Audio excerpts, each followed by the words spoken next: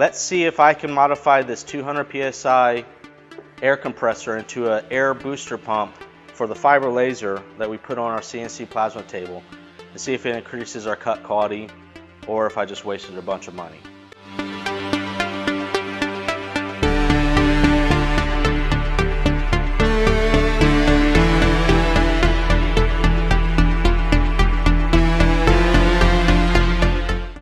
After doing some research, I found that the gas pressure for air for cutting steel is about 150 psi to 300.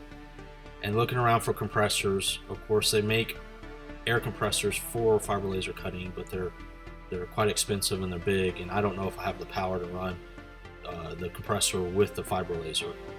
And the machine that my fiber laser welding machine and cutting machine has only a 145 psi max pressure rating for cutting.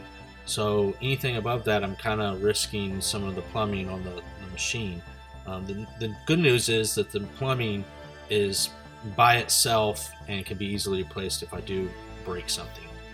So I want to go over what I did with this Metabo, I guess is what you call it. I don't know how you pronounce it, but this is the important part, 200 psi, max psi. So I want to use this as a pressure booster. What I've done in modification is to put a T in here to the tank, because this regulator only will go up to like 125 psi, but I need 200 psi, up to 200 psi. So I went straight to the tank here, and I'll show you here in a little bit how I bought a pressure regulator that will go up to 200 psi.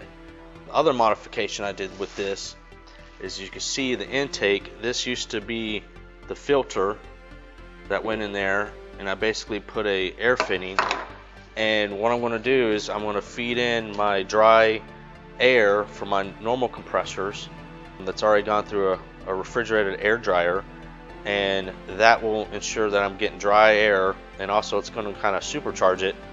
I think I can get about 20 psi without stalling this out, and it will make this flow more air at the higher psi. Like stated before, don't try this at home unless you know what I'm doing or what you're doing. I know just enough to be dangerous, so I'm definitely overpressuring lines and things of that nature above its recommended pressure. So we'll see if we can get better cut quality out of this.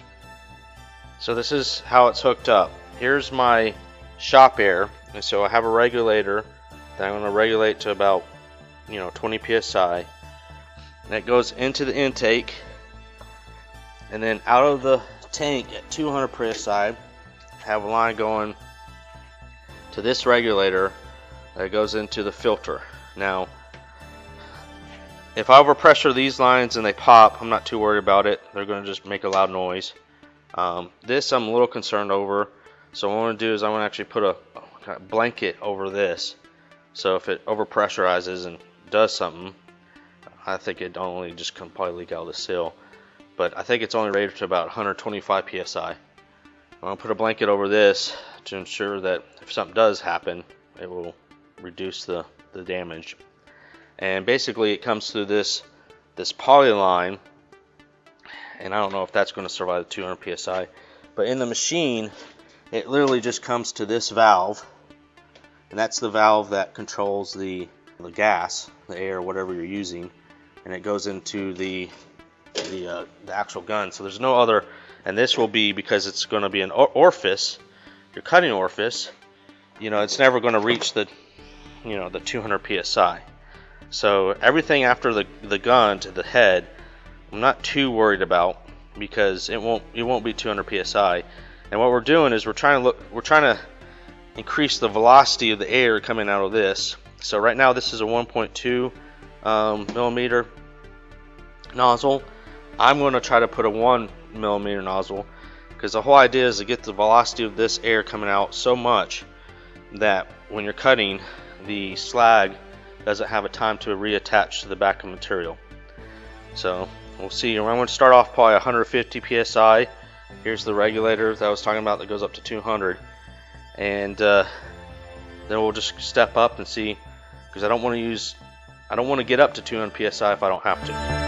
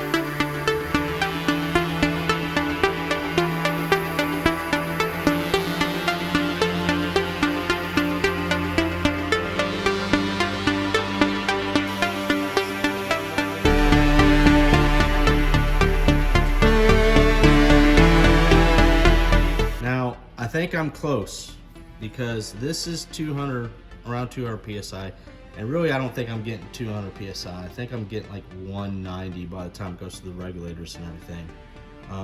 But you can see here with just a pair of pliers, with the 200, I mean it's almost coming off by hand. Where like the 150 psi, I mean it takes more force, but it's coming off. Now the neat thing is when I was doing the regular tank pressure at 115 psi, I could not do that. Let me see if I find a.